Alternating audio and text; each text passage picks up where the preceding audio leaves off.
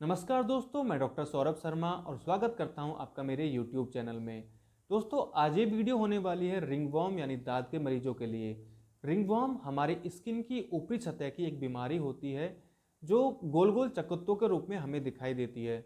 इसके जो कॉर्नर्स होते हैं यानी जो कोने होते हैं उन पर छोटे छोटे लाल कलर के दाने होते हैं जो बहुत ही ज़्यादा खुजली करते हैं। और कई बार मरीजों को इतनी ज़्यादा खुजली हो जाती है कि वो खुजलाते खुजलाते वहाँ से खून भी निकाल लेते हैं और उसके बाद उनको वहाँ पे जलन भी महसूस होने लगती है। दोस्तों, अगर हम इसके कारणों के बारे में बात करें तो फंगस की लगभग 40 प्रजातियाँ ऐसी हैं जो रिंगवॉर्म का कारण बनती हैं। इसके इंसानों में फैलने के कारणों के बारे में बात करें तो उसके कई कारण होते हैं, जैसे इंसान में इंसान से। यदि किसी व्यक्ति को फंगल इन्फेक्शन यानी रिंगवॉर्म है तो इस चीज़ के चांसेस दोस्तों बहुत ज़्यादा बढ़ जाते हैं कि उसके साथ रहने वाले या उसके परिवार में रहने वाले लोगों को फंगल इन्फेक्शन हो जाए। क्योंकि जब हम एक साथ रहते हैं तो बहुत सारी चीज़ें ऐसी होती हैं जिनको हम एक दूसरे के साथ शेयर करते हैं, जैसे कंघी हो गई, तौलिया हो गया, या और ऐसी चीज़ें बहुत सारी होती हैं जो हम एक दूसरे के साथ शेयर करते हैं। और यही कारण होता है कि परिवार में फंगल इन्फेक्शन बहुत जल्दी से बढ़ने लगता है। दूसरा कारण है जानवरों से इंसानों में। दोस्तों, आजकल हम लोग शौकिया तौर पर अपने घरों में कुत्ते, बिल्ली, खरगोश या और भी चीज जानवरों को पालते हैं, और यदि इनको फंगल इन्फेक्शन है तो ये जब हमारे पास हमारे साथ हमारे घरों में रहते हैं तो हमारी बहुत सारी वस्तुओं को, हमारी चीज़ों को छूते हैं, और जब हम लोग या इंसान उन चीज़ों के संपर्क में आता है तो उनको भी फंगल इन्फेक्शन हो जाता है। तीसरा है सार्वजनिक चीज़ों को या सार्वजनिक वस्तुओं को छूने की वजह से फंगल इन्फेक्शन। दोस्तों, जब आप किसी सार्वजनिक बाथरूम या शौचालय को यूज़ करते हैं या किसी सार्वजनिक वस्तुओं को छूते हैं तो ये भी एक कारण होता है इंसानों में फंगल इन्फेक्शन होने का।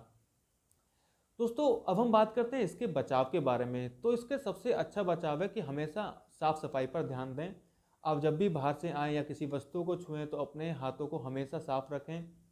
अपने बिस्तर को, तौलिया को, या और भी जो अपने कपड़े यूज़ करते हैं उनको हमेशा साफ रखें, और ख़ासकर अपने अंडरगारमेंट्स को जितना हो सके उतना साफ रखने की कोशिश करें, और कोशिश करें कि उसको डिटॉल डालकर ही धूप में सुखाएं, जिसकी वजह से आप उसका जो फंगल, उसमें अगर टच है या जो उनमें फंगल होती है वो मर जाती है, तो आपको फंगल इन्फेक्शन जल्दी से नहीं फैलता। अपने शरीर को हमेशा सूखा रखने की कोशिश करें। दूसरों की चीज़ें बिल्कुल भी यूज़ नहीं करनी चाहिए। हो सकता है किसी व्यक्ति को फंगल इन्फेक्शन हो, आपको ना पता हो, और जब आप उन लोगों की चीज़ों को छूते हैं तो आपको भी फंगल इन्फेक्शन हो जाता है। दोस्तों, फंगल इन्फेक्शन के लिए या यदि आपको फंगल इन्फेक्शन है तो आपको काफ़ी लंबे ट्रीटमेंट की ज़रूरत पड़ती है। हो सकता है कि आपको 2 से 4 महीने ट्रीटमेंट लेने की ज़रूरत पड़े। और इसकी जो सबसे खास बात होती है वो ये कि इसकी जो खुजली होती है वो तब तक सही नहीं होती जब तक कि पूरी तरह से उसके चकत्ते सही नहीं हो जाते। अब हम बात करते हैं उन दवाइयों के बारे में जो मैं अपने क्लिनिक पर हमेशा अपने मरीजों को देता हूं।